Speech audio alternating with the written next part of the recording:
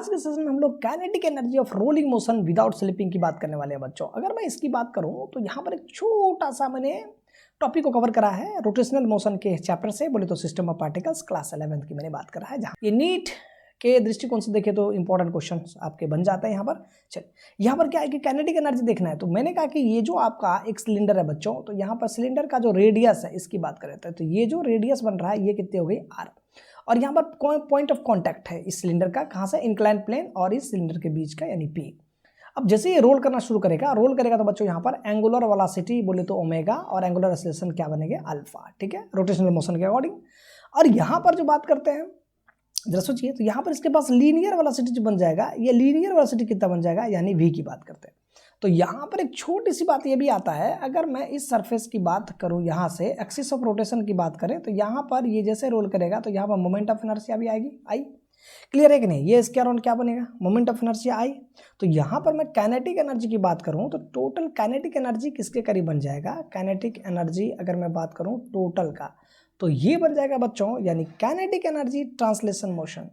kinetic energy of translational motion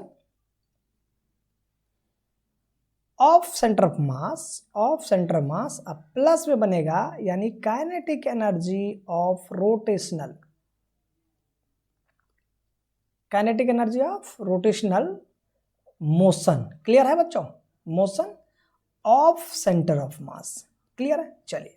अब यहां पर जब भी बात करें तो क्या बन जाएगा, काइनेटिक एनर्जी की बात अगर कर ली जाए तो यहां से हम कह सकते हैं बच्चों, यानी के ई टोटल, क्या बात कर रहे हैं हम लोग, यानी टोटल इक्वल्स टू बनेगा, यानी हाफ, ट्रांसलेशन में क्या बनेगा, हाफ m, इसका मास कितना बन रहा है, मान लीजिए मास m हो जाता है, तो m और इनटू बन जाएगा कितना, v सेंटर ऑफ मास का होल स्क्वायर, प्लस में बोलिए कितना, यानी 1/2 इनटू बोलिए मोमेंट ऑफ इनर्शिया इनटू बोल दीजिए एंगुलर वेलोसिटी का स्क्वायर,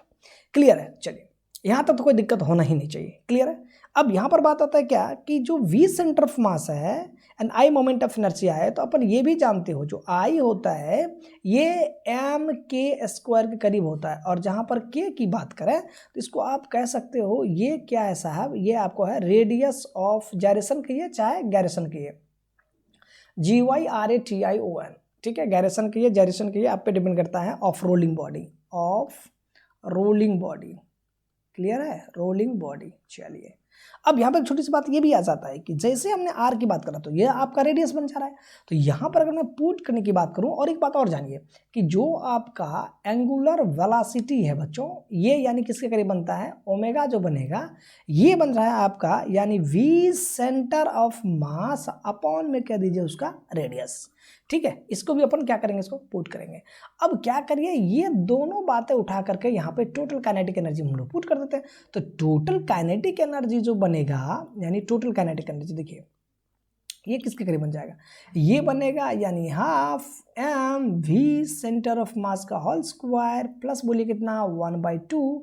इनटू में यहाँ पर i की वैल्यू कितनी आ जाएगी, i की वैल्यू आ जाएगी, यानी m k का स्क्वायर इनटू में ओमेगा किसके करीब है, v सेंटर